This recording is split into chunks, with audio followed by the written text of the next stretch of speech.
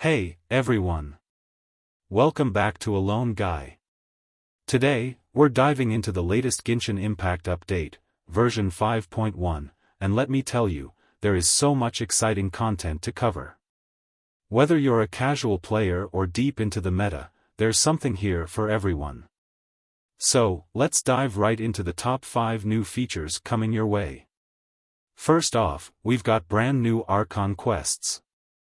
Acts 3 and 4 will be available in version 5.1, and these story arcs focus on helping the traveler forge their ancient name, a mystery we've been waiting to uncover for a while now.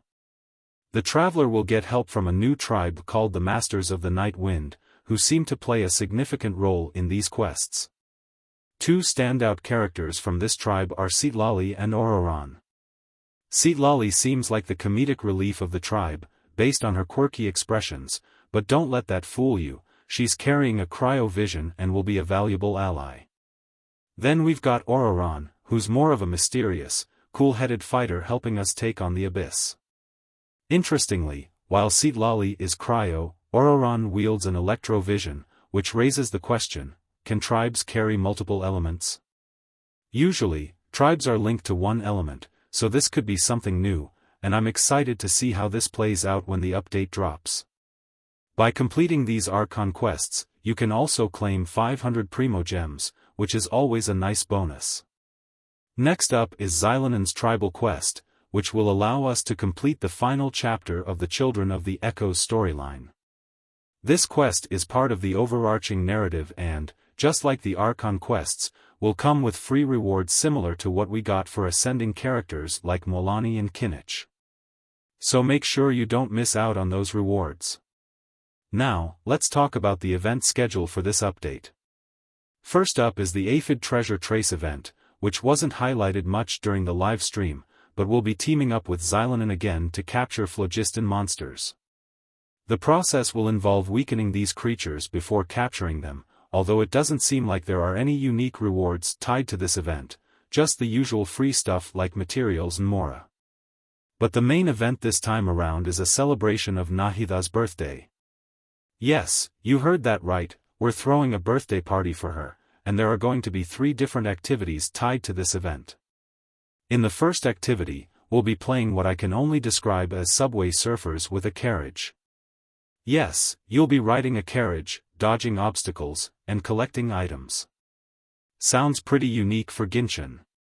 The second activity involves spotting anomalies or differences between objects, although this one was a bit vague during the live stream, so I'll be curious to see how it plays out in-game. The third activity is a combat challenge with extra layers of difficulty. So, if you like testing your team comps and strategies, this one should be fun. And if you participate in all of these birthday events, you'll receive a free canvas as a reward, which is pretty awesome. Moving on, we've got even more combat-focused events. First, we've got Feast of Pursuit, another combat event with various challenges to complete. But the event that really stood out to me is Reminiscent Regiment, Thrill. This is a co-op event where each player will need to select buffs before jumping into boss fights, and the buffs will significantly impact the way you approach combat. It's always fun to see co-op events that push players to strategize together. Oh, and Liben is making a return. As always, you can trade him some of your less useful materials in exchange for rewards. And on top of that, Genius Invocation TCG is introducing new characters, monsters, and action cards, so for those of you into Genshin's card game, there's plenty to look forward to. Alright, let's move on to one of the highlights of this update, the new 5-star Geo Sword character, Xilanen. She's from Natlan, and let me tell you, she looks absolutely amazing. Her skill is one of the most unique I've seen in Genshin so far. When activated, she starts roller skating, which boosts her movement speed and allows her to unleash normal attacks while skating. And get this, she can jump and even ride on walls while in this mode. It's not just for show either, her skating skill reduces enemy elemental resistance based on your team's elemental composition, which could be a game changer for anyone focused on meta teams. Her burst is also really interesting. Depending on your team composition, her burst will either provide healing or deal additional damage. This flexibility makes her a valuable asset, especially for players who like to experiment with different party setups.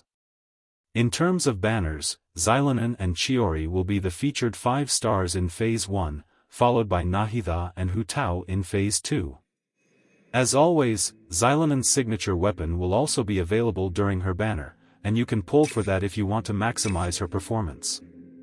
Next up, we've got some new items and cosmetics to look forward to. The envisaged Echoes event will let us claim Zhongli's and Keqing's particles, which should be fun for those of you who enjoy collecting cosmetics. Additionally, a couple of new 4-star weapons are being introduced, although details about them are still scarce. I'm assuming they'll be available through the gacha system. And for those planning to build Xilanen, her new Ascension material will be dropping from the new boss, Secret Source Automaton. So be prepared to farm that boss until you have all the materials you need. Now let's get into some of the quality of life changes coming in this update. These changes are going to make a big difference in how we manage our characters and resources. First off, artifact filters will now be remembered for each character and each artifact piece individually. This means if you set specific filters, like filtering only for critical rate and damage substats on a particular artifact, the game will now remember that setting, even if you leave the menu or log out. For those of us who constantly shift artifacts between characters, this is a huge time saver. It feels like we're one step closer to getting actual artifact loadouts, which is something the community has been asking for. Another major change is coming to the crafting bench. You'll now be able to set up a material planner for ascension or leveling up weapons and characters. It will show you exactly how many materials you have and how many more you need to farm. This is going to make crafting and ascending so much easier. For the Abyss, starting on October 16th, if you've beaten floor 12 with all stars, you'll now be able to skip floors 9 and 10 entirely and still claim their rewards. This is great news for those of us who get tired of clearing the same floors over and over again. Also, those artifact loot boxes? You can now open them in batch quantities instead of having to open them one by one, which is a small but welcome change. There's also a new feature tied to exploration that feels a bit FOMO-inducing. Essentially, whenever a new area is added to the game, you'll be able to claim Primo Gems for exploring it. However, you'll only have about 2 game versions, roughly 2 or 3 months, to complete this before the offer disappears.